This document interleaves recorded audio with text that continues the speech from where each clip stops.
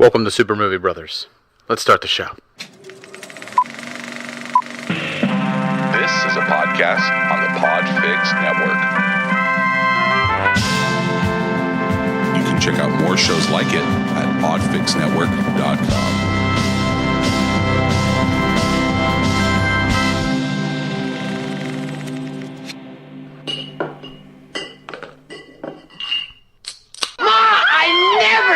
Off to anything.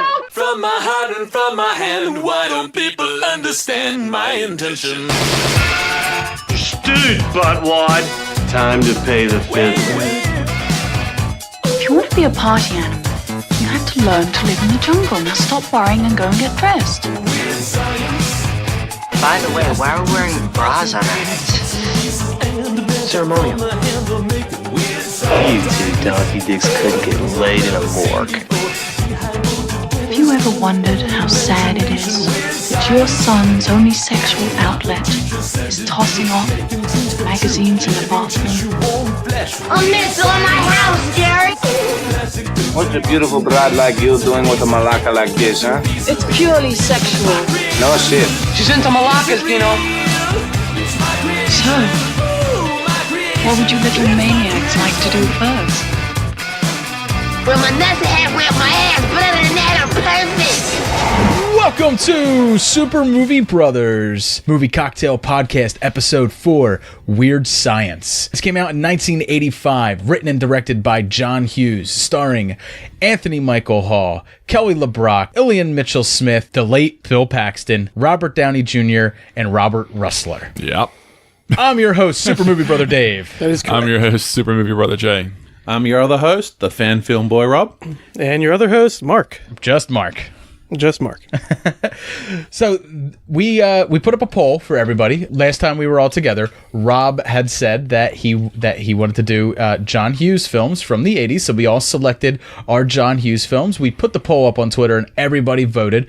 Out of 304 votes, our four choices were Weird Science, The Great Outdoors, Ferris Bueller's Day Off, and Planes, Trains, and Automobiles. And out of 304 votes, Weird Science won with 39% of the votes. In dead last was my film, The Great Outdoors, which got 14%. Ferris Bueller's Day Off was in second place with 30%. And Planes, Trains, and Automobiles was in third place with 17%. I thought that movie was going to do a little bit stronger. It actually started moving up a little bit towards the end. At the very beginning, Great Outdoors was up by like 40%, and I think the other ones had a couple votes, and I think that's just because usually mine do good early on, and then they dip off. So that was different for me. I love Great Outdoors. It's not something I'm ever going to get to talk about on a podcast. Possibly, maybe. Never know. There's really no other. Could do John Candy movies, maybe. Yeah, 10 years from now, David. Yeah, 10 years from now. Just like Mark will never get to talk about Street Fighter, I'll never get to we will talk about it. Don't worry about that. I will never get to talk about The Great Outdoors. But Rob, this was your film. It won. It was your categories. As always, with all movie cocktails, you made a cocktail to go along with Weird Science. Thanks, Dave. I definitely think I went above and beyond on this drink. I'm calling this one called the Electric Venus, and that was the name that this movie was called, or is called, in Japan. I found that online. I thought that was pretty good. So the drink is 2 parts Malibu, 1 part Malibu Coconut Rum? Yeah, Malibu Coconut Rum. 1 part Midori. I'm all over the place tonight too. Maybe it's the drink. It might be the drink. Sweet and sour mix. Then you put a little bit of Blue Curacao in there. I had that on my Duck Pond one as well. And then at the very end, you top it with a couple of ice cubes and Sprite as well. All right, very nice. It's got a nice little sweet taste to it. Well, let's go around the horn and find out what everyone thinks of it. Mark? It's quite good. I enjoy it. I really enjoy it. It is a super girly drink. It's a very island resort drink. Oh, it definitely needs like a little umbrella. Yeah, that's exactly what I was thinking. Yeah. The coconut I chose it for the color. Yeah. When you actually look at it, it almost kind of looks almost neon green. What would be awesome is if you had an orange, like an orange wheel, and you put that on the rim. Yep. And then you have this awesome color palette of the electric blue with the bright orange. That's true. And also, I kind of appreciate it in the dead of winter. It kind of teleports me to the Caribbean. Yeah. It does. Feeling like I'm laying poolside or something like that. But it's definitely refreshing, and it's a good pop. Ooh, good mix, man. Good job, though. Yeah, good job. Yep. I enjoy it. Thank you. So if you guys want to make that at home, I will be sure to be posting that recipe up on the Super Movie Bros Twitter, which is at Super Movie Pod. The recipe will also go up on the Podfix website, www.podfixnetwork.com. So the movie we're discussing, Weird Science. Let's go around the horn and let's talk about everyone's first impressions on it. And I want to start with Jay this time. Yeah, so I never watched this movie before, or neither. I don't think I've really even heard of it. It flew under the radar. I think it's one of those John Hughes movies that did fly under the radar for a lot of people. And I saw it recently, and it was okay. I thought overall a lot of the jokes worked. Some of it didn't. Some scenes were over the top, and I thought were just ridiculous. And I mean, you do realize it's a fantasy. This is a cartoon, right? No, absolutely. But as far as how it played for me, and my enjoyment level, it kind of went all over the place. It was up and down, up and down, up and down, and it was an enjoyable watch, put it that way, but nothing special.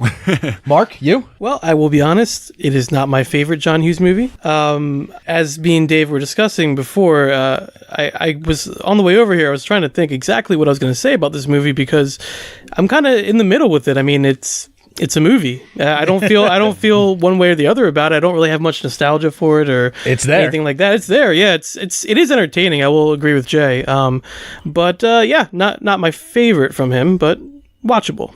But watchable. Yes. But it also was one of those things that kind of really solidified Anthony Michael Hall as like his guy, right? Yeah. This is the third. And he is good in this. Yeah. Yeah. He pops off the screen, yeah. It's the third film that he had done with John Hughes at this point. Maybe it was the second. Maybe the third one was Breakfast Club after this. But that really, Anthony Michael Hall seems to be the one of the Brat Pack that kind of stuck around the most with John Hughes. It's a zany movie, but the performances are good. So it's worth watching it for that, I would say. And I guess because we'll save Rob for last because this is his film. I remember this film mostly as watching it on the USA Network back when I was much younger. It played all the time on the USA Network for a very simple reason. USA Network had made their own Weird Science TV show that had come out. So they purchased the rights to this, and they had so that they could show it, I guess, to really promote their own TV show, to really drum up business for that. Just because of that TV show, I did watch a couple episodes back in the day. I don't remember it too well, but I did go back for research for this, and I watched the first episode of it. And I remember thinking while watching, because I watched the first episode of the Weird Science TV show before I watched Weird Science the movie over again. And I was watching Weird Science the movie, and I was like, oh, that's weird. I was like, they really just jump right into making Lisa. Like, it happened in the first 5 minutes of the TV series. And then I went and watched the movie, and I was like, oh my God, I really don't remember this movie as well as I thought I did, because they made Lisa within the first 5-10 minutes of the movie. Yeah. She was there. Like, she was really like the draw of the film, right? Like, and she's on the poster. She's a babe in all the promos. It's all about her. And when I think about this movie, that's what I think about the most. I think about that shot. Yeah. I think of that first 10 minutes of them making her. I forget about the things that go on later on in the mall. I forget about that the party kind of starts at the halfway point of the movie and is really like the entire rest of the movie is that party. So like it. I don't remember it as well, but I remember watching it a ton, like as a kid. It's just one of those things, I guess, like Mark said, you pop it on and it's there, and it's there. You just watch it. Yeah. Rob, for you? Well, this was my choice, and I'm not going to lie, I got this movie confused. I chose Weird Science. Obviously, this is my choice of category as well. I thought I'd seen this movie, but I'd actually got it confused with another movie called My Science Project. And I kind of texted you guys and let you guys know this. I don't know why I got it confused. They're different movies, but they're about kids in high school sort of age that similar, that sort of create something. Right. In My Science Project, it's not a beautiful woman, but I think that's where I got it all confused. But I really did for the longest time think this was that movie. And so when I started watching it, I was like, I don't remember this. Right. I was also, in researching the name for the cocktail, I was looking up different quotes from the movie. And there's a quote later in the movie where it says, "There's a missile in my house." And I was like, I don't remember that part of the movie. You know, I remember a missile in my house, Gary! I remember that there was like a dinosaur and there's like and then I thought, that's not the same movie. So I took forever looking it up on Google and actually found out that My Science Project is a totally different movie. Yeah.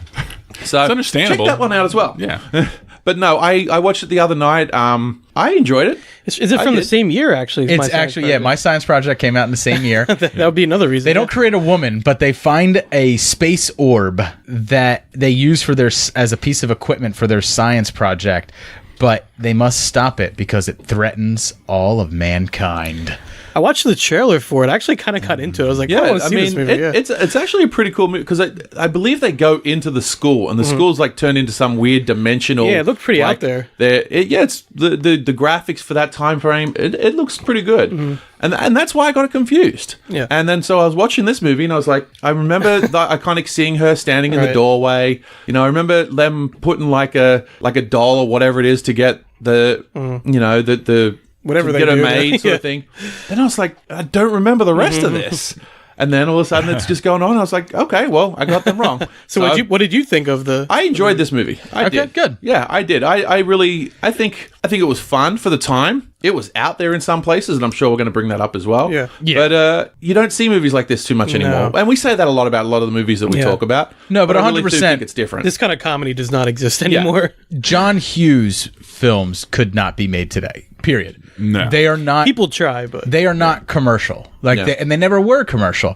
And they were always not always critically loved. Like they were this very. This may be his most commercial, though. I would say they are very diverse of films. Like people usually, like critics usually despise them. People usually love them, especially teenagers, because he had such a fantastic way of writing teenage characters to react to situations in the same way he feels like a teenager actually would. Yeah. Kids could actually look at the screen and kind of relate to John Hughes. He didn't talk down to kids, really. Right. He could relate to these problems and stuff that they're seeing. And even in this, I mean, you kind of see that. I mean, they're two nerdy kids. I mean, even though it's a tale as old as time, they're two nerdy kids who, it's not even that they want to be popular. They just want to be noticed. Like, right. They just want what everyone else wants in life. They want to find a partner. They want to find, their counterbalance in someone else. They want what anyone else wants out of life.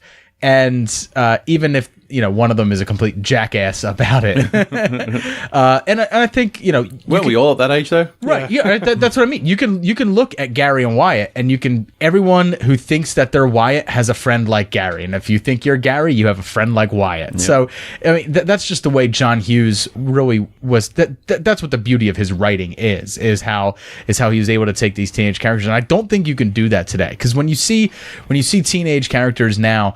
It always bothers me because like I watch teenage characters driving like the new car, right? And I'm like, well, hold on, that's not what I drove. Yeah. And how the hell do you afford that? Right, like high school movies, like they always seem to be tackling a specific aspect of popular culture now, or about teen culture and stuff like that. It always seems like it's sort of like an allegory about that. Like this is a teen movie about social media. It's a teen movie about this, about that. That's not what John Hughes did. It said, here's a teenager in a story, and here's how a human teenager would react to it. Not that they are wearing clothes that look like this, that sell amazingly. And bullies were always prevalent in his movies as well. They were. There's always at least one. Right. Absolutely. Which is part of life. Yeah. A very much a part of life. And Robert Downey Jr. plays one of his earlier roles as a bully. Wardrobe aside, he did a good job with it. But I think like if I was watching this and anyone would look at this and be like, it's just too cartoonish, it's just too outlandish, there's just way too much weird shit going on. It's called Weird Science. But I'll just point you to Ferris Bueller's Day Off and be like, but you love that, don't you? That movie's out there. But you fucking love that. But which is even more weirder. And you'll right. It actually is. Yeah. You'll believe that this kid. At least this one doesn't sort of hold back that it's right. It's weird. Yeah. There's a lot of crazy shit. Right, but it wears it but on its Ferris sleeve. Bueller's trying to make it almost believable that this kid does all this stuff. So that's what makes it so different. Mm-hmm. Exactly. So I mean, like with with Ferris Bueller's Day, I'm like, am I supposed to believe this kid fit all this stuff in? What if the Sausage King of Chicago actually showed up at that for his lunch appointment? What if then, Ferris? What if then? That whole day ruined. That movie's a cartoon in his own way. Yeah. Exactly. So I think like and we talked about this a little bit when we talked Gremlins. Weird like was okay in the 80s, right? I feel like understandable, throughout the 90s, weird kind of went down a little bit. Well, think about it. Before then, there wasn't any kind of movies like that. No, so it was like it was completely new to the screen for anybody in the public. The 70s didn't have weird stuff like that or tackle certain 2001 like that. They had their own weird. Their own kind of weird. Effects started to come into play more. Right, but you got to remember what was going on in the 70s. It's all post-Vietnam War. It's all very, I know, but serious stuff, more realistic. This was more of a joke, sort of like get people laughing. Yeah. But the 80s were like a goof, We talked about this in the Jurassic Park one, where it was forever before you actually see that first dinosaur. This one, it was pretty quickly that things happened. This one jumps right into it. Yeah, it jumps right into it. But at the same time, the rest of the story, there's parts in there that go a long time. Like the mall scene, there's parts in that. That's a long scene. Even when they create that little joke of what happens there. Like I said, the party is the last 45 minutes of the movie. Well, even when they create her in the beginning, that scene is very long. Oh, it's huge. Watching it again today, seeing him change, and almost like you watch Ilian, and at one point he's like almost completely wet and sweat. Yeah. And he's got his shirt open and. So let's get into our discussion about the film as a whole.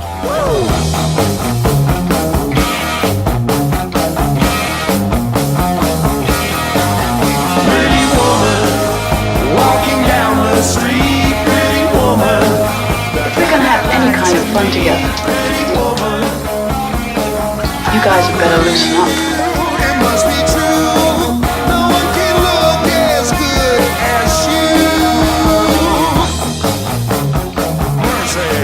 Welcome back, and let's get into this strange movie that is Weird Science. This weird movie. Weird movie. So anyway, Weird Science is about Gary and Wyatt, two, I guess, freshmen, 14-year-old boys who go to high school, and they are the absolute nerds. And the first time we're introduced to them is they are both very creepily, very strangely, just staring. As if they hadn't seen it before. Right. Yeah. Staring at girls' gym class. Just full on. The first day of school, and this is the first time they're seeing it? Or I don't know. They don't get into all that. Do they do this every day? Yeah, you don't really know, yeah. But they just kind of sit there and they just stare. And then, of course, Robert Downey Jr.'s character and Robert Russler's character come up behind them, pants them, and then, hey, girls, look over here! And then they disappear. And, of course, they're both sitting there holding their junk, staring at girls. And then we're treated to the title card of Weird Science. Now, we all talked about being completely underwhelmed, mostly. Jay and Mark, mostly. Me, not really remembering it as well as I thought I did. And Rob enjoying it for the first time because he got the movie wrong. No matter what. The movie that won. My pick. Yeah, Rob's pick. And he had never seen it. Yeah. He had never seen it. We're supposed to be championing movies that we love. That's the whole point of them putting them in. He thought he loved it. Yeah. But the people love a different movie. So we're talking about it. You're like a guy who wins the mayoral election and finds out that he won because everybody wrote him in. It's like, I wasn't even running. And it's like, well, you're in now, pal. Donald Duck, what? But one of the things everyone does remember from this film is Oingo fucking Boingo. Oh, of course. Everyone knows this song. Even if you've never seen the movie, you know the song Weird Science. Yeah. And I think like that song is so important. Now, one of the things that's crazy about this movie is depending on which version you're watching, you get different music at different points. Okay, you mean so like there's different versions, TV like what? version, or so you get a Van Halen song at one point, a Van Halen version of Pretty Woman when they're walking into the mall. But if you watch the HD version, you don't get that song. You get a different song. I believe you actually get the Weird Science song again. And then it's weird. Like if you watch the standard edition of this film and then you watch the HD edition of this film, you get two not different films, but two different soundtracks, two different scores. It's weird. Yeah, it's very weird. Weird. Anyway, that was a good Danny Elfman impression. but one of the things that is that's crazy about like all John Hughes films is John Hughes was a huge music fan, and he spent a lot of time pouring into buying albums for what was hot then. Not because like he was an old guy trying to be cool. No, he kept up with music and honestly enjoyed the music of that time, and he always found perfect songs to fit in. Like there's a famous story about it took them a long time to get "Don't You Forget About That's iconic, Me." yeah. Right, because that band actually didn't want to do that song. They were a band from England or Scotland, I can't remember. They didn't want to do that song. That song was written for somebody else, and they did not want to do it. And it took the music producer on Breakfast Club to meet with them in person and said like, this song is for you and it'll put you on the map. And they eventually wound up having to go through the band's agent to get it done, and they begrudgingly did it, and it turned out to be their biggest hit of all time. So like he and knows that band was the Pretenders. he knows his music, and that's one of the things that I find fascinating. Like when you watch his films, is the music is so on point and it's so memorable, and all the music is. It's the same way like you can watch like Tarantino and be like, God, the music is just so good. Like or you watch hand-picked music, right? Or you watch like how they make trailers right now, and like songs just happen to work so well for some of these trailers and stuff. He did that for all of his movies all the time. Like he shot them a lot like music videos. So when Gary goes over to Wyatt's house for a sleepover, and he gets the brilliant idea while watching Frankenstein to just make a girl, as if we could sit here right now and I could be like, that's a really cool Millennium Falcon that's over there. Let's just make it real. Yeah. And can we just talk about that sequence, because that is ridiculous. Someone just start pushing some buttons on this computer and make that thing real. Quick, give me a photo of Albert Einstein. I'm going to put it in there, and somehow going to. Well, first off, let me just ask: which one of you grew up in a house where in your own bedroom you had two single beds? Because his brother had a different room. Dave? So he didn't share his room with I thought you were going to say a No. computer. No, I mean I've had a twin bed, a double. Yeah, but he had two single beds. Must be that they stay over all the time. I don't know, but weird. Did he have an unseen brother or something? yeah. Well, because they say that parents are going to meet a sister's. Well, Maybe it's fiancé. always there as the fetal twin that he ate in the womb, and his parents leave it there as a reminder. of course. We could There we go. We solved it. That's got to be we it. could have had another child, but you ate him in the fucking wound. So we're going to rub it in your face every day. Enjoy that tumor on your neck that's going to fill with hair and teeth in the future. John Hughes did write this in 2 days, so there's going to be a lot of weird things mixed That in this makes movie. sense That when just you does think not of it. make sense. Yeah. Yeah. So I think that's a part of I it. mean, was Two that beds really doesn't just a- come. Two beds doesn't come from the script though. Yeah, I know, set but thing, yeah. that comes They from set probably design. just got to threw make this it movie easy. I together mean, quickly. It wouldn't be the same if one guy was in a bed and the other one was like laying on the floor. Or Clearly, something. they just didn't want to have Gary and Wyatt have the awkward conversation of whether they sleep to back toe? to back or head to toe, and then you have a disgusting foot in your face. You know, I mean, they just avoided that entire conversation in the film. That's what they chose to do. So Back to back. Yeah. But that sequence is no almost like floor. Just sleep on the floor. you No, I know. that sequence is almost like people aren't going to know anything about computers. Let's just throw some stuff in there. And then all of a sudden it's going to NORAD. And, But it got weird because like the one thing that he tried to smash the computer with shattered. The bat. Like the he bat. shuts Like, it with the- like weird things was happening, but There was odd by him throwing it powers out the going on. window worked. Yeah. So why didn't that just like fly back into the window and just land right back on the desk Again, again? he Like, wrote it in 2 like, days. Weird, I know. Like, weird stuff was going on during that Yeah, period. yeah. Weird science. But yeah, I mean that sequence is crazy. It just kind of seems like Wyatt is just like, quick, get my thing that plugs this into the internet because we need more power. Yeah. We need more. I love that the phone plugs into that like old school, like huge Yeah. big thing. If you ever watch War Games, that's how he connects to. That's how Matthew Broderick connects to the internet. He takes the phone off the hook and puts it on. How else are you going to do it, man? I mean, It's ridiculous how they connected to the internet back then. But then when he gets into like the government firewall or whatever he's breaking into, it turns into Doom the video game. Like it's just And it's always him too, by the way, like who's not the computer person, who's like feeding it more information. Right. Like like, I get the two Literally confused, feeding it, but he's like giving all the information about what needs. We need more. Not the one that's actually doing all the work that says we need more. It's the other one that says we need more. Like, he knows what he's doing at that point. But what's funny, so I guess like pictures hold like actual data in them. I guess. And it's just like if you put a picture it's of Einstein, he must be smart. You know? And plastic dolls. I want everyone to get on this computer right now. Type in, just start typing. Type whatever. click, I don't click, care. click, Click, and then get a picture of Einstein. Get a picture of me, and then get a picture of someone who looks better than me, and then just like scan them in, and like let's get the better version of me going on. Yeah. Let's get the better version of me. This movie tells me that will work. That will work. No. I still want to make that a little bit of hard work, a little bit of yelling, and But the best is computer. Like he gets through to one door and like a skull shows up, and then like he types something in the computer. The skull like breaks apart, and the bones go flying in opposite directions. The door shuts, and he goes down the center door. So he just picked door number 3. It was wrong, so he went with door number 2, and that was the right one. It's a little ridiculous. A little bit. I really imagine. But, I mean, at one point they're wearing bras on their head. That's true. That is true. I mean, so I think that was Ridiculous went way out of the movie early. I think that was a personal choice, though. Like that had no scientific bearing on this film at all. Oh, you know, no, I agree with you on that. I just imagine that terrible like bras too, aren't they? Oh, that's what bras were back then. Yeah, I mean, and where did they get them just the from? 80s. That's the next question I had. 2 white sparkling bras. Again, I might be nitpicking here, but Obviously I mean, they was it ejected the them sister from the that's away computer. at college? no, that's he about has to a get married? mom. His mom shows up at the end of the He's going film. for his mom's bras. That just even makes it. Don't think about it too weird. much. Weird. Animus. Right off the bat, they just imply that they're horny as shit. So they're desperate, you know? Yeah. I do picture like the studio like reading this script, looking at John Hughes, and they're weird like, it just says does computer stuff right here, and he's just like, that's not the point of the film, guys. We'll figure it out.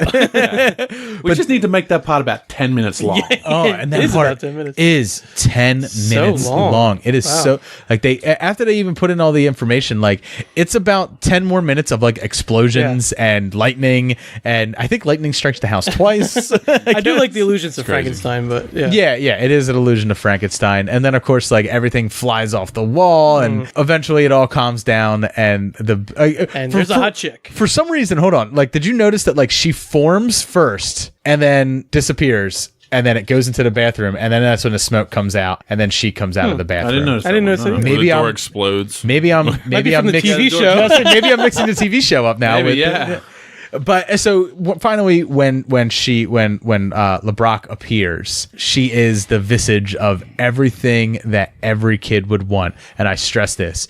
In the 80s.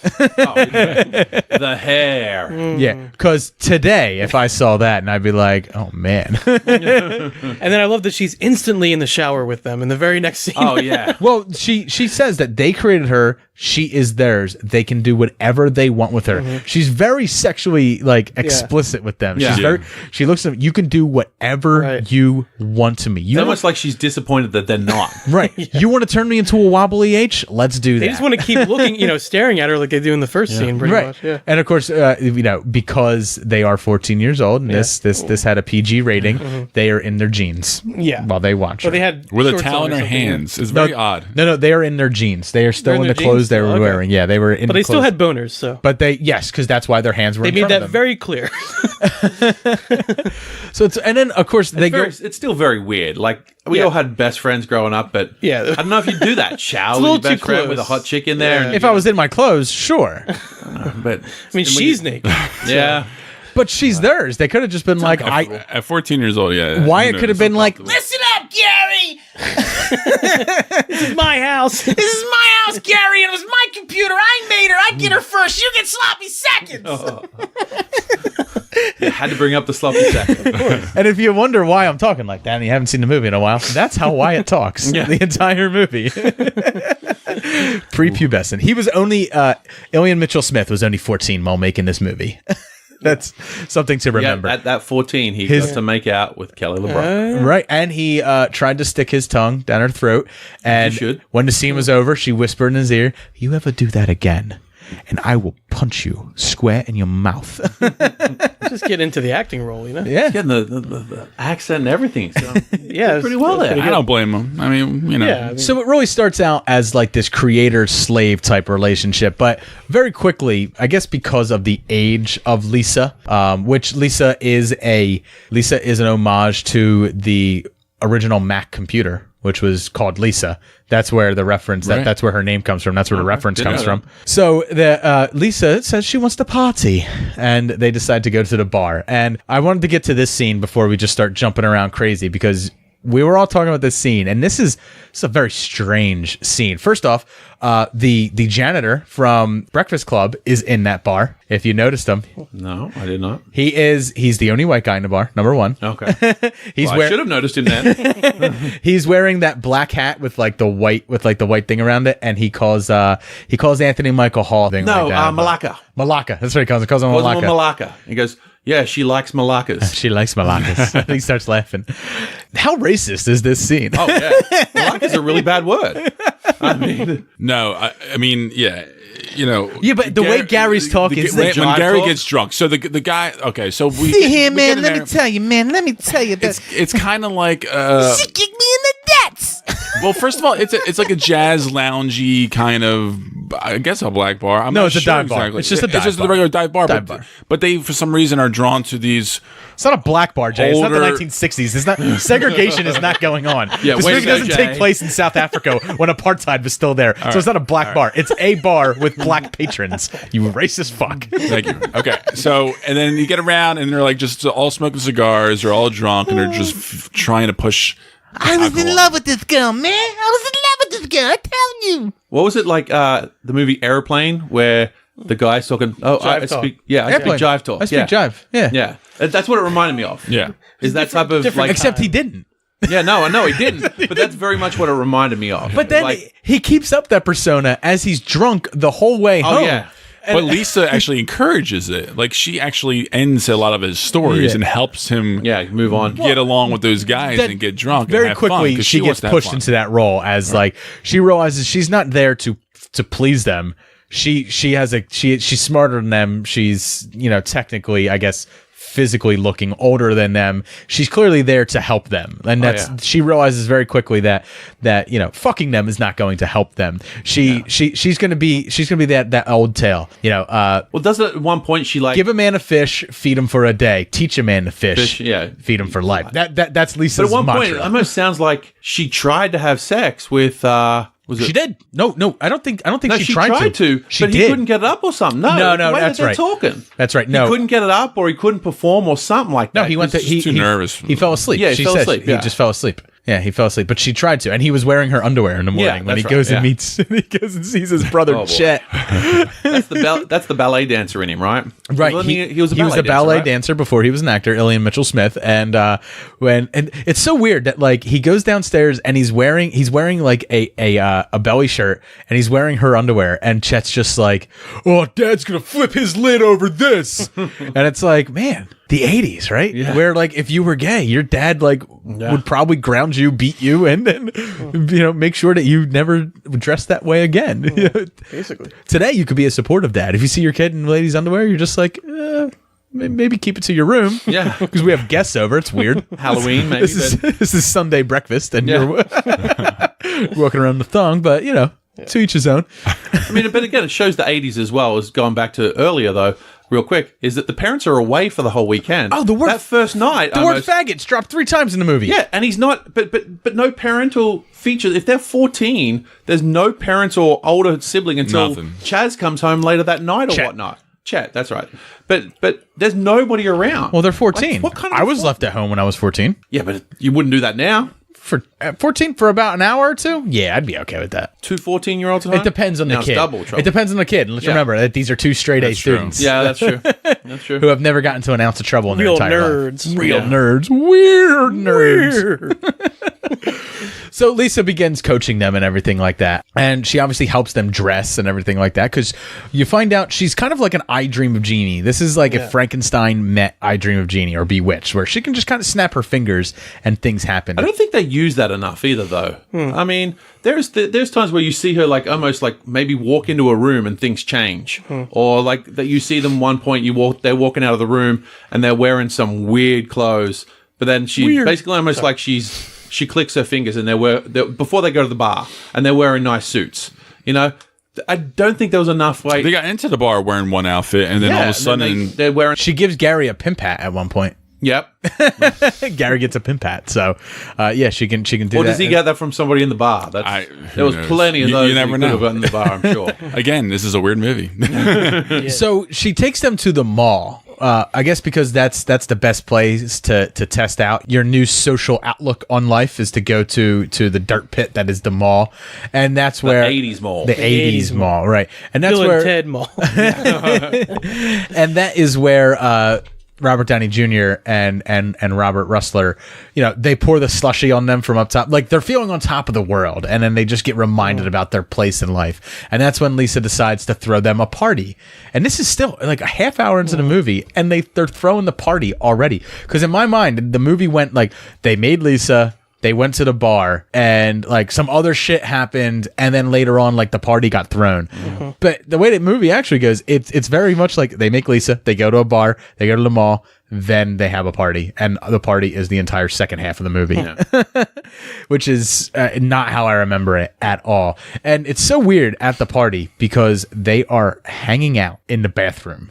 Yeah. And they're talking about farts. Like, he's telling him when to flick on the light switch to suck out his farts. But not only that, I believe the reference is that one of the kids actually takes a shit. Yeah. Like, he has irritable bowel syndrome. Seriously, when do you shit with somebody else in the room? He's got nervous bowel. He went never shit with anybody else in the room. His friend went into the shower while he did it. Like he comes out of the shower afterwards. That's true. That's true friendship, though. Yeah. I mean. There's a raging party going on in your house downstairs, but while your friend's shitting, why don't you just step in the shower? I've never had a true friend then. Yeah, no, me either. Mark, after we take this break, you want to? Yeah, we're all going to go shit and shower together. We're going to watch each other shit. I want to see how everyone wipes. Oh, no, I'm going to turn around. I'll be in the shower stall. I want to see if everyone. Can we all fit in there? Come on, that's going too far. I want to see who wipes ass to balls or balls to ass. And then we'll put that up on a poll. Yeah. Do you wipe ass to balls or balls to ass? The correct way is balls to ass. I mean, you don't want shitty balls, do you? You're gonna put them in Lisa's mouth someday. You can't have shitty balls. Polish off with a moist wipe. Yeah. How did we get the shitty balls? I could get there very easily all the time. So anyway, it's weird. At the party, they're kind of they're not standing up for themselves. So Lisa decides, I'm going to make you stand up for yourself. And she somehow creates those bikers that show up. And Vernon Wells. Yeah. Yes, he is. And the bikers show up, and it's fucking Vernon Wells. This is actually his first American movie ever. He actually had such a good time here and was enjoying himself in America so much so that he went on a couple casting calls, and he got Commando while filming this movie. He got offered the role for Commando as the bad guy. That's iconic right there. Right. And he's also, I mean, he's been doing movies since too. He's playing the same exact character he played in Mad Max. Yeah. In Road Warrior. So he's playing the exact same character, pretty much. And the rather strange-looking gentleman from The Hills Have Eyes. The Hills Have Eyes is also there. Yeah, and they're tearing up the place, and they're taking girls, and they're clearly like meant that they're gonna rape them. Like they're raping those girls. Oh yeah. And then where does Gary get the gun? He got that from Lisa, because we didn't mention a part that I actually wanted to bring up as well. Sure. Is when Lisa is with it's Gary at Gary's house with Gary's parents. That scene. That's Parents, like okay. that again. That is going such back a to weird the scene. weird scene. Yeah, like she basically is pulling. I mean, you don't find out until later that it's a squirt gun, but she pulls a gun on his parents. Right, and that conversation with the parents is just so weird. Where she's just like, "They're good kids. I'm taking them to a party," and the dad's like hell you are," and she's like, "I'll kick your ass. You're fat and old." Yeah, and it's like She's feisty. He tosses off to a Victoria's Secret. I don't toss off! I don't toss off. I don't toss off! No toss off. You told me you were combing your hair. I was combing my hair. I've never tossed off. So weird. It's such a weird scene here, And then she pulls the gun. Yeah. And then they leave and get in the car. but she You find erases out- their memory. Yeah, but then no, she erases the only- memory of that event. But then she erases the dad so much that he doesn't even remember that he has a son. And that's never cleared up in the rest of the movie. The dad never actually finds out that he has a son again. Well, we It's a assume plot hole that never brought back up again. we assume that when everything goes in reverse, that's her. Like that she's that she reversed everything she did completely. So Gary shows up with that gun and points it, directly at Vernon Wells' face and tells him. And this is the point where he calls him, "You're gonna get you and your faggot friends are gonna get back on your bikes and you're gonna leave." and like they give up and they go and leave. Wyatt takes the shotgun from the one guy and points it at him, and they get up and they leave.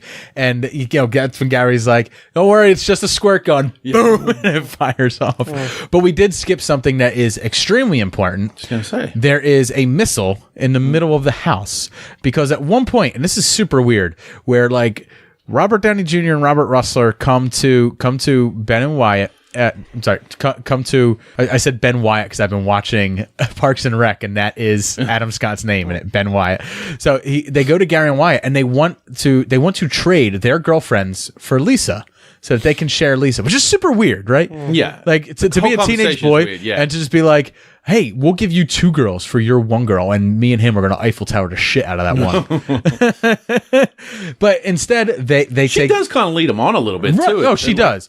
She takes Gary and Wyatt take the Lisa route, and they're like, "Oh, teach a man to fish. Let's go." And they punch some things in a computer, and then now they're all wearing bras. And I love when Lisa, she's like, "But you forgot one thing." Yeah. The doll. You forgot the doll. And of course, these wires that I've never seen coming out of a computer before. Attached to a picture this time, not a doll. Right. They're A picture of a missile. of a rock, an of a intergalactic missile. Yeah. And an intergalactic missile. Intercontinental, that's what I meant. Intergalactic missile. I know, it's a weird movie. Weird. So the missile grows out of the middle of the. It's just so many strange things happen, and we haven't even gotten to the strangest part when the grandparents show up and they're kicking all the kids out, and that grandmother. The scene first in the restaurant where the grandmother.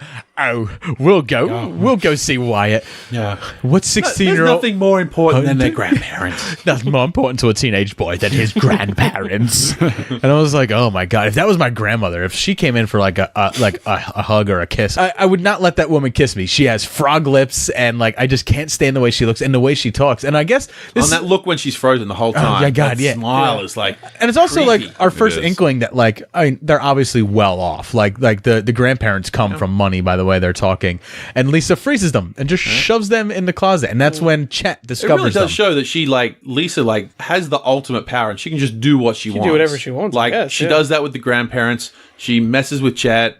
All of that. All it's that never really stuff. defined. Like, is she a program? I guess, or what? Yeah, what is? I mean, she? Well, they sort of did in the very beginning. They kind of did it's very quick, but they do like a descriptive thing about like how her brain is going to be. Mm-hmm. Yeah, so I like, remember seeing something. Well, like that. yeah, it's very of course, short when you- and vague. When you scan in a picture of Albert Einstein, that's but she's not instant. supposed to be all that intelligent, but she is engineered to Albert Einstein do was whatever a they magician. want. When they show the IQ like growing, it surpasses 200, and then it goes to 500, and then so it keeps growing. It just stops. I think it's Okay, like so a she's showing that super- she's like almost like a Evolving. Terminator sort of thing. No, so where here's- she so- starts off something, but she can like educate herself. But this to is get what I was better. wondering. Was this like kind of like John Hughes' way of like, humans only use 10% of their brain. What if we made a woman who used 100% of her brain. I think It kind of felt like that's kind of like what it was. Like, this is the unlocking of human potential. I don't know, but she's still plastic, right? Yeah. Like, she has to be. And how did the dog grow? Like, when did Wayne Zielinski's shrink machine come in there and like blow that doll up? I have no clue. None of it makes any sense. It's just weird. Mind-boggling. But Chet discovers the grandparents, and that's when Chet loses it. And Lisa turns him into that froggy creature type thing. Yeah, what? it looks like a pile of shit. Yeah. Yeah. That's what it looks And like. apparently, he It smells also like it reminds me of Spaceballs. Pizza the Hut. Pizza the Yeah, Hut. exactly, That's yeah. exactly what it was. Yeah. Now, originally, that puppet was meant to be operated by Bill Paxton, and he was claustrophobic. He couldn't do it. He couldn't operate it. So they actually had to hire 2 little person actors to get inside of it. Rob's favorite. And Rob shuddered. Can't wait till we get the Willow, Rob. It was freaky looking though, that thing. Yeah, it absolutely was. And this is when Lisa, she gives them the Ferraris to take the girls home, because after Now, is it 2 Ferraris or a Ferrari and a Porsche? Ferrari and a Porsche. Ferrari and a Porsche, and each says Because you only see the Gary and Wyatt on it. Porsche, I think, at the beginning. Like, Right. they're driving around in that, but then... So The grandparents. So they cars, impress probably. the girls because Well, first off, before they get the cars and drop the girls off, like, that he ends up in bed with the blonde. Yes. And that's when Chet comes in with a shotgun and Yeah. is, like, bashing him on the head with a shotgun. He was the worst. I'm like, okay, what kind of a brother points a gun at your other brother? Full on Bill Paxton. And hits him and the girl in an the head. unhinged brother. Yeah. A bit And stuffs the several shotgun up her nose. Like Yeah. it was. Let's disgusting. remember It was that terrible. Chet wasn't like so loved by his parents either. He was sent to military school. Right. Yeah. That's where. So And It was really over and the one top. more thing too, because he has the gun, he was off pheasant hunting because that's what he brings in the door. Pheasants. He's holding pheasants. It's not like he was out shooting ducks or something like Right. that. They're pheasants. I'm like that. people hunt pheasants all over the United States. That's a thing. Sorry, I'm not a pheasant. I'm not into pheasant. That's not an Australian thing. That's a thing, I guess. That's the thing. The ruffed grouse is the Pennsylvania state bird. They are hunted. People hunt ruffed grouse. Grouse I stand corrected. is like a pheasant. They're all kind of But like in Sherman, pigeons. Illinois, Yeah, why not? Yeah, sure. Shermer's not even a real place. We're all as we're all going to be Jay the and fat Silent Bob blunt. told us. We're all going to be the fat blunt connection in Sherman, Illinois. they went looking for it and couldn't find it. You know what happened when we got to Illinois? We found out there was no Shermer in Illinois. So they impress the girls by chasing off the bikers, and they take the girls home, and that's when each of them gets their kiss, right? And Wyatt, when he's kissing the blonde girl. So now he was in bed with her. So are we? No sex. There was no sex. No, because They'll their clothes stayed on and everything like that. Usually, like Okay, in so they're this, just cuddling, right? Yeah, and then making out, when they got home, necking. Then they kiss some Necking. more and Right. tell her they're in love. And Yeah, I mean, they say they pronounce they're in love after one night. I mean, for Gary and Wyatt, it makes sense. I mean, this is the first time they're gonna marry him. This is the first time their fingers ever got sticky, so they're related. Oh, boy. Way to take it to creepy uncle level. Right there. Weird grandpa. Surprise! Weird. Weird. They walk in the door and Chet's like, "Let me smell your fingers, Wyatt." Butterscotch. That line would be in a John Hughes movie. He wrote things like that. So, but one of the things I like is when Wyatt is kissing his girl, he grabs her ass. Her ass, yeah, like Lisa did to Lisa him. did him, yeah. And does big wide open eyes and I mean, going back to the 80s again. Yes. Okay. 14-year-old girls this time have now spent the whole night out, Right. and now they're getting in at whatever time in the morning there is. Parents aren't out there trying to kick this kid's ass. This just shows that you're a father, Rob. You're You're already really showing concerned it, yeah. about your kids. Well, the in the parents might future. think they're at a sleepover. right. Yeah, I mean, you never they're the know. cool kids. I mean, Yeah, but okay, so now there's a 14-year-old boy that's driving a car, dropping off my daughter. You know, I'm but they don't know that. They're not awake. It's early in the morning. The sun just came up. They don't know that. Rob's got that dad brain on right now, yeah. Yeah, you're yeah, that would. You're the dad that stands there in his That would robe, not like stay. I wouldn't go to bed. Come on, I mean, that's how it works being a teenager. I'm going to sleep over at Rob's Yeah, I'm house, gonna and go, Rob's sleeping over at Mark's house. Mark's sleeping at Jay's house, and no one's gonna know where we really are. No one's really sleeping. Yeah, I mean, that's the oldest trick in the book, and it works sometimes. Not that your kids are going to do that. Of course, of course not. You're gonna find an empty bedroom someday, and then you're gonna. My daughter is 3 going on 15 right now. Yeah. So have your shotgun ready.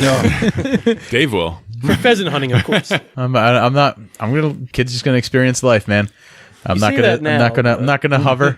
We'll see. We'll see. It's still early. I mean, I might dust off some knuckle dusters, but I might not bring a shotgun out.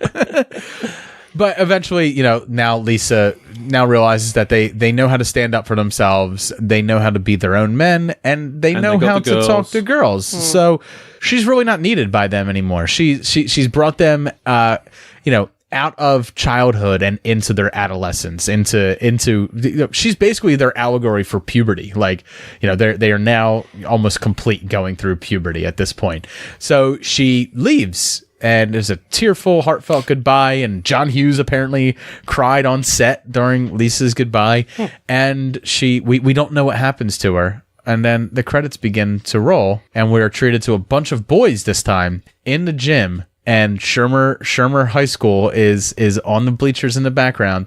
And it turns out she's the new boys' PE teacher. Yeah. They had to bring her back, of course. Yeah. And I was like, I think she has to have a college degree, number one. I don't think that makes sense. What, does the teacher just stand in the middle of like the school year, just appeared? Yeah. Like, all right, boys, drop and give me 20. I guess when you look like that, maybe you can. Yeah, you can get any swing type of something. job. Yeah. She used her advanced brain powers. Yeah. Perhaps. That's true. She could have just made it happen. Yeah. And then there's also smoke Now, are we behind led her. to believe that she is still Lisa, but now is this, and she's wiped everybody's minds, and they just think that she's this thing, or She can do what are we anything, led to man. believe at the end there? I mean, She can do whatever she wants. That she is this force that is there to help teenage boys grow up, I guess, which is why being a gym teacher is going to put her square in. She's on a list now, right? Yeah. So we're all agreed she's on a list now. She's definitely a Now that I think about it, yeah. now we're talking more the 2000s. Yeah, definitely. Yeah. Right. Yeah. But I mean, this movie does get into kind of like that double standard, right? A male teacher sleeps with a high school girl, and go jail. Don't pass go. Yeah. Don't collect $200. But a female teacher sleeps with a young student, and don't get me wrong, they can still be more and more now. That they can still be right. They can still be prosecuted and all that stuff. But people don't look at it as disgusting, right? Like people don't look they at it. Never really like, implied she was sleeping with them. But they implied that she wanted to sleep with Gary and Wyatt. Yeah. Or at least with Wyatt. Yeah. She definitely tried to sleep with Wyatt. But she was also a fake computer program or whatever she was, so she didn't really. But I get what you're saying. Yeah, I mean, it's just what's, she was real enough. Just what's on Real screen: enough, a 30-something-year-old woman with 14-year-old boys. It's just. But you ever see that SNL skit where they talk about the high school student who was sleeping with his teacher and stuff like that, and the judge is just like, my man. That's this whole movie is. It's just like, you're with that girl, and it's like, yeah, isn't she like 30? It's like, yeah, aren't you 14?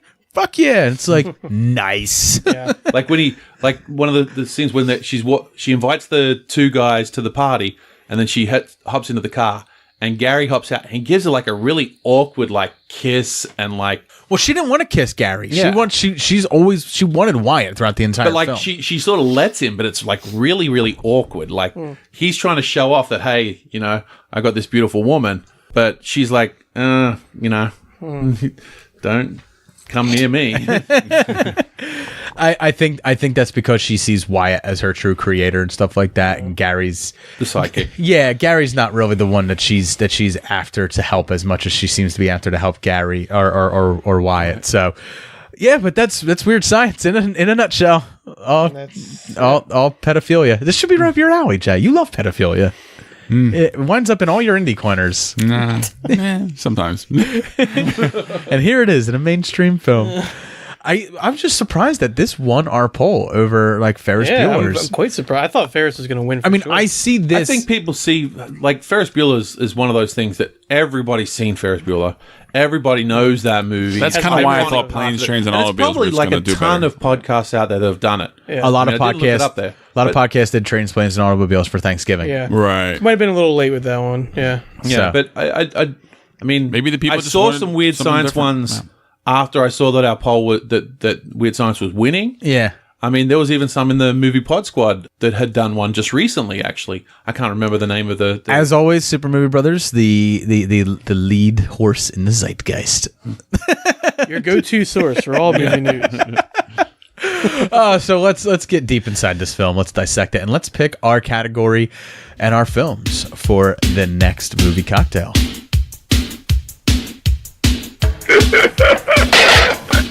The Booze Hounds return. What a joke.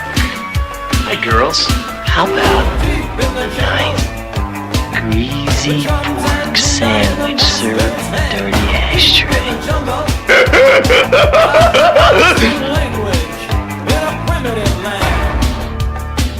All right, so before we move on to our next movie cocktail category, which will be selected by Mark this month, I want to talk about John Hughes a little bit, and kind of like the wake that John Hughes left in Hollywood for throughout like pretty much the early part of the mid '80s to the early part of the '90s. He absolutely pretty much not just ruled the box office, but I mean he created so many characters that people really hold dear. So he was involved with Delta House, with Animal House. He actually wrote 4 episodes of a TV series that was based off the Animal House movie. before the movie or after the movie? That's after the movie. Okay.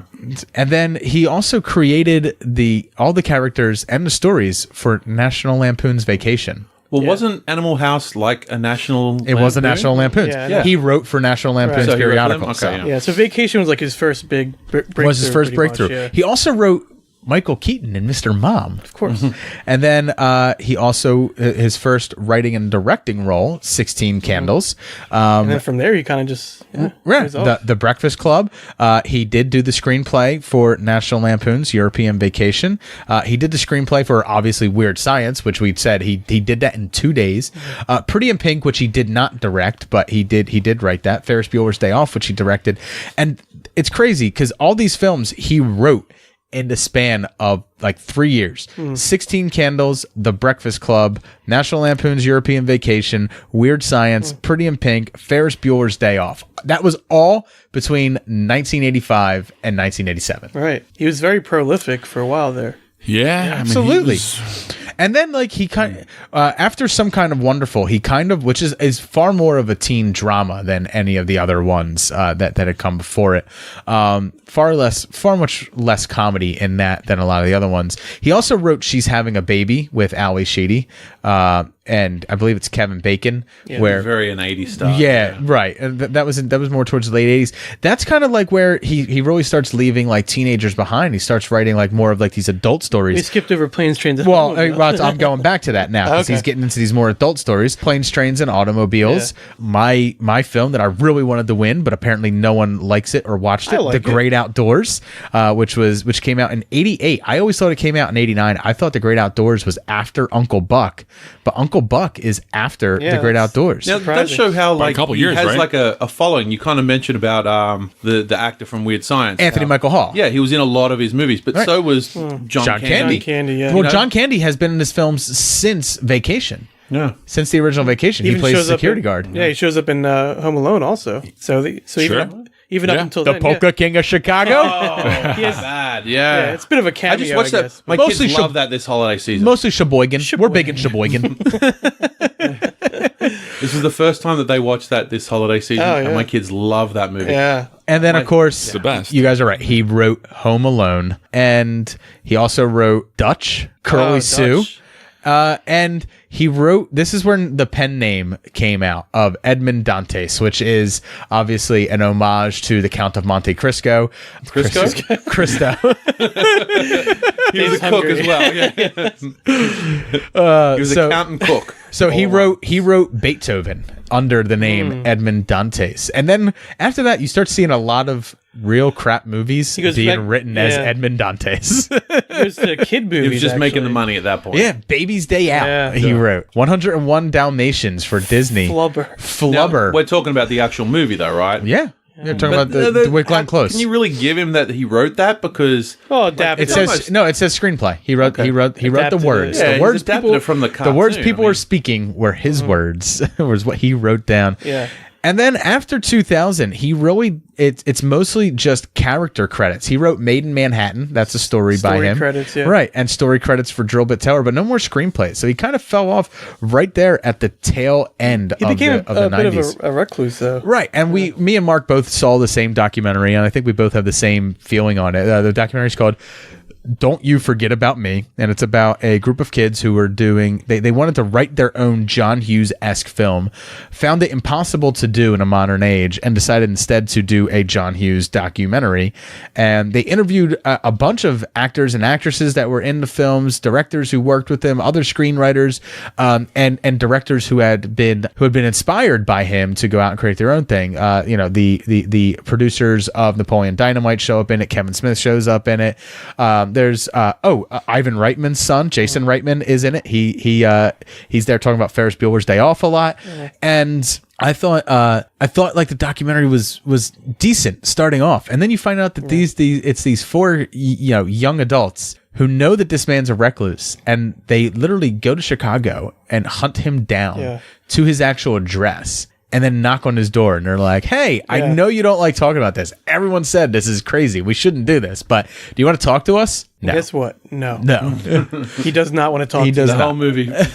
I'm almost like offended. But I mean, I'm offended for him. Like, Yeah. that they, the way that, because it starts off like a normal documentary and it's pretty informative, and they talk, the people they talk to are good, and then it kind of devolves into just my issue with a lot of newer documentaries is it's more about the filmmakers. It's not really as much about the subject. It's more about their connection to the subject, which is all well and good, but especially with someone like John Hughes. I mean, like we said, he's a recluse. He didn't want to be bothered, and they're tracking him down. It's like, just leave the guy alone. He gave you these great things. Just let it be. Yeah. So And I think we've all learned that when people try to go back to a well, it doesn't work. I mean, you can even just by reading the IMDb page that we just read off, he clearly, they are so in love with those teen films, from the mid '80s that they loved so much. Each one of them, had their favorite teen film. In 1987, he left those teen films behind. He started writing more adult films, with adult characters and stuff, because there's a lot of theories about what happened to John Hughes. Where did he go? Why did he leave? A lot of people think that John Hughes kind of faded away because there was no place for him in Hollywood anymore. He had his voice in the 80s when he was writing teens. The teen actors he was using, He made his money, and that's right, it, all grew up, and he was having diminishing returns with them. And why not go out when he was on top? And he just kind of hung around as a screenwriter, penning scripts, sending them out, and Under studios, guys with a different name. Some of them collect some paychecks, and some that's of it. them. But he had his time. Like we said, he was very prolific. I mean, especially He protected his brand, the John Hughes brand, so it wasn't tarnished throughout the Right. 90s when he was writing I mean, those shitty everybody movies knows like it. Flubber. I mean, even if, like I said, with I Picked the Topic, I know who John Hughes was. I knew his movies. I've seen Breakfast Club. I've seen Ferris Bueller. I John obviously hadn't Hughes seen is Weird almost Science, an but- adjective for it's almost an adjective for films now, where you can be like, oh, it's a John Hughes Yeah. film, like Yeah, it's a it's a John John- Hughes-esque Oh, film. certain definitely, qualities definitely. to them. Yeah. So I mean, but there's a lot of just question, and a lot of people like that's one of the things that I liked about the documentary. Less so about the kids hunting him down and stalking him like they're tigers stalking a deer. I liked seeing like Judd Nelson and Molly Ringwald and people who were close to him just kind of being like, hey man, I don't care that you don't want to work anymore. No one, I don't want you to come back to that, but I want you to pick up the phone and say hi. Like, I loved you. I miss you, and that stuff I thought was very heartfelt. I liked seeing some of that stuff. I like the stuff when they talk to them. Yeah, that was good. But I mean, he was even given a Lifetime Achievement Award at the MTV Movie Awards, and he didn't come to accept it. I mean, I probably wouldn't go to the MTV Movie Awards to accept an award either, but it's a big deal, Dave. apparently. You get that golden popcorn. So the cast of The Breakfast Club came to accept it for him, and they kind of had their well wishes for him, like where he was. And unfortunately, he wanted to spend the rest of his life alone. I mean, just so he didn't have what like he any kind wanted of to like do. kids. no. I or believe he wife had a or family. I believe he had a family. Yeah, I'm sure he was just spending time with his family. Yeah, he had a family, Okay. but I just meant like he. Probably at that point he had his money too. Yeah, exactly. He definitely did. And he was like, okay, he was still you know, getting money from the comfortable. Yeah. characters, you know, And the Residuals. royalties. Yeah, the Yeah. royalties. yeah. There's still making Home comfortable. He's Alone fine. movies. I'll write something Honestly, every now and then. that's really the way to go. Yeah. I mean, really. I mean, you got the Ridley Scotts of the world that's going 80 and trying to make Blade Runner again. Dude, he had a 10 that, like, bedroom home in the Chicago suburbs. ridiculous. But they're also like all of these old directors and stuff like that. And they're now starting to stand up and say, "Oh, movies these days are not as good as they used to be." I mean, you know, superhero movies. Who's the latest one that just said superhero movies are crap? Jodie Foster. I Yeah. think, I'm like, she's been out of it for so long, and she's coming back, and Hey, she just directed an episode of Black Mirror, sir. She's coming back. I haven't seen that one yet. No, but I mean, that is a thing where they say they don't make movies like they used to. And you know what those older directors go off and do? They go and make a movie that's not as good as it used to be as well. So, And then they're remembered more for that than what they did make originally. Yeah. No, as much as I hate Ridley Scott, I will always remember Alien and Blade Runner. I always think that deep down inside, he's got one more of those in him. Well, the other thing with John Hughes is not like he was, a one-hit wonder or he just had one movie. Right. He had, a lot of movies that really resonated and stuck with people. Yeah, Clearly, I mean, big time. So he had his career for sure. Yeah, and I think just like anybody else who rises to the top, and we all have jobs or careers or whatever in our lives that eventually one day we're going to say we retire. So who is anybody else to tell anybody when they feel that way? Mm-hmm. He had done so much in so little time in Hollywood. What else was there left? Especially with creative writing. Right. It's like what else was there left to accomplish? Tapped out, yeah, probably. I mean, even if he wasn't tapped out, what if he just looked around and just went like, you know what? I'm really good at writing, but I don't like it anymore. Maybe I don't. Yeah, I don't enjoy it. There could be lots of reasons. My like films aren't the same as what they used to be. I mean, the business. I'm I'll sure. stand back. And he has no power over it. It's his script, but he has no power after that so much, with the directing and all the Which other is one of the reasons that he actually directed not a lot of his own movies. Like, if surprisingly, he directed a lot of these mid-80 ones, but these were the scripts that he felt most passionate about. And if he didn't like the direction the studio was taking, he would direct it himself. Right. He actually bought a high school in Illinois, and that was his production studio, was inside of a high school, an old high school. That's appropriate. And the gym was the soundstage. So a lot of the shots that you get in these films, that's like Shermer High School. That's his production studio. He bought that place. It's almost like you want something done right, you got to do it yourself. Right. So he invested in writing these movies and in writing these type of movies. And I guess when that investment had paid off and it was done, and he'd squeezed that rock for every drop that it had in it, it was done. Mm-hmm. And I don't think I would ever blame anybody for that. Well, the thing is, who knows his reasons? But they were his reasons. Yeah. And screw those kids from Canada who drive down to Chicago. That's what I say. Because, I mean, if I was... and I hate... Like, throughout the film, everyone calls him a recluse. And it's like, he's not a recluse, right? He's not agoraphobic. Yeah. Like, people who they interview are like... They know where he is. He's just out of the public eye. Yeah. Right. He's just not in the public eye. Right. And, he's a private person. And that's his... What's wrong with that? That's his prerogative. He can do that. Exactly. So... That's I just wanted to talk about John Hughes a little bit, because John Hughes had such a large impact on pop culture in the 80s, and he really was a creative guy. Yeah. And I would say it's really interesting to go watch this interview with him and that interview with him. His interviews are not interesting. He's not an interesting guy to talk to. He's an interesting guy to dissect, maybe through his script, because a lot of who he was in his scripts. He was a nerdy kid, in high school in the 60s. He was into sci-fi. He was a bit of a nerd. Loved his music. Loved music. He... Just like you could look at any kid today, and there's multiple facets of their personality. For him, I think like in Breakfast Club, he was Brian. He was the brain. He was the one that pulled the trunk and the light didn't come on. I think like if you watch all of them, there's a little bit of who he felt he was in each one of those characters in Breakfast Club and in all of his movies. There's a little bit, and I think Ferris Bueller's Day Off, he's Cameron, and Ferris is who he's always wanted to be.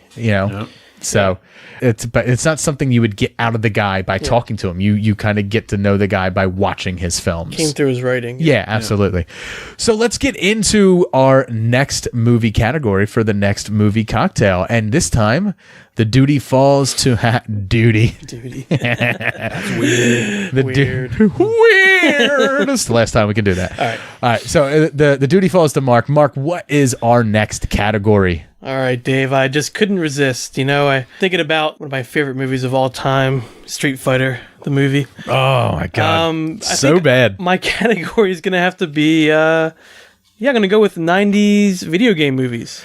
All right. And obviously your movie is Street Fighter. Yes, my movie is Street Fighter. Your movie is Street Fighter. Van Damme's best. Yes. Van Damme. And then since going in order, I guess I would be next. So the film I am going to pick is the direct rival to that. I am picking Mortal Kombat! Also one that I enjoy. Yeah. I'm on board with that one. Pretty much the only one for me. Oh, come on, love. Give me a break. This is not my kind of category whatsoever. No. But I am actually going to go with the legendary 1993's legendary Super Mario Bros. Our namesake. Our namesake movie. Yes. I love it because people have been asking us on Twitter. I'm curious if this is going to do well. People have reached out to us and they're like, "Oh, are you guys a Super Mario Brothers movie minute by minute podcast?" And it's like, no, just listen to one episode. Just listen to one episode for Christ's sake. How would you do a minute by minute of that movie? Dude, there's minute by minutes for everything out there. How would you even have a podcast? I don't even understand minute by minute podcasts because unless it's Star Wars, I don't think there's much I could talk about for. I could do a Star Wars minute by minute like no other, probably. But everything else, no. But yeah, some people think that. Some people are like, "Oh man, is that like your favorite movie?" And it's like, no, for fuck's sakes. It's just creative. Mario starts with M and movie starts with M. And we like movies and I liked 80s video games. So get off my dick. So, Jay, what I'm saying is, so many people have asked, that one may actually have a chance. I know. In I would a love weird to talk about ass that movie, backwards to be way. honest, so Yeah. that'd be great. I mean, I've seen it. Back in the day, I think I kind of enjoyed it actually, but I haven't seen it in probably. It has kind of like a cyberpunk feel. God, It has 25 Dennis years. Hopper in Probably. it. So weird. And Picking Bob his Hoskins. nose. Yeah. I want to get those Mario brothers. And John Leguizamo for some reason. What is going on in that movie? I'm Luigi Mario. He's Mario. Rob, what are you picking? I'm going to go the younger brother to the two that you picked, and I'm going to go Double Dragon. Double Dragon. That's Yeah. right. So, When the street gang comes by and punches their girlfriend in the gut. Yeah, everybody loved that game as a kid. So I'm going to go. That's my pick. They're going to tear up the streets because someone punched their girlfriend in the gut. It's a good slug in the gut, though. Yeah. Oh, yeah. So, as always, several days after this podcast is released, I will put that poll up on Twitter at SuperMoviePod. Be sure to vote for the film that you want us to talk about and make Street a cocktail for. Street Fighter. No, I mean, come on. Mortal Kombat! Van Damme. Finish him. Get over here! We'll see, Dave. We'll see. I think you should just fight. Oh, yeah. The whole podcast. Maybe that'll be. We could do that. It'll happen next month. But I'll speak as Van Damme the whole time. Yes. That's some bitch bison. Can you talk like Raul Julia instead? Oh, it was a great speech in Street Fighter, but I don't know if I can get into it now.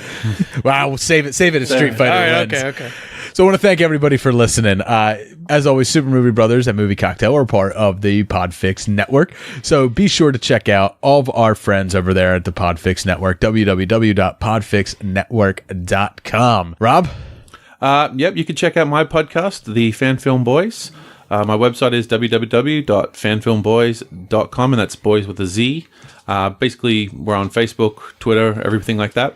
Check us out. A lot of the time, what we like to do is you guys are sticking around, and we're going to record another Fan Film Boyz episode based on a movie, a fan film based on what we've just recorded here. So we're going to actually record on a very interesting Star Wars / John Hughes style fan film called Hughes the Force. So check that out. Every time you say Fan Film Boys, I want to somehow mix up the audio so it could go boop, boop, boop, boop, boys, and then like when that happens, there'll be an air horn that goes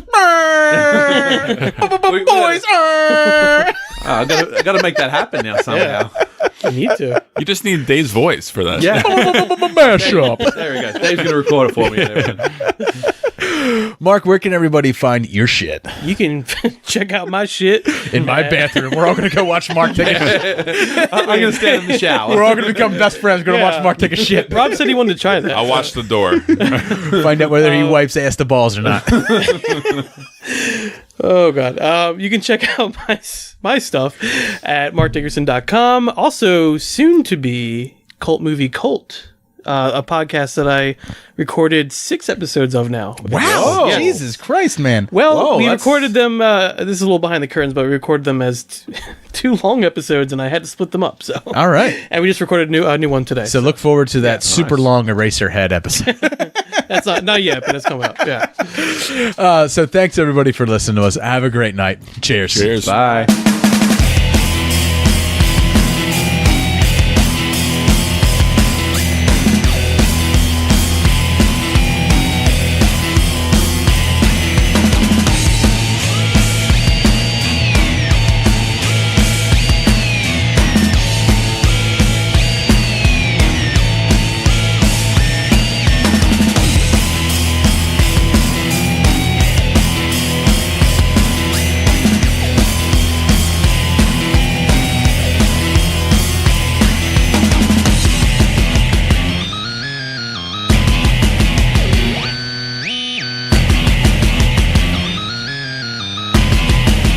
A missile in my house, Gary!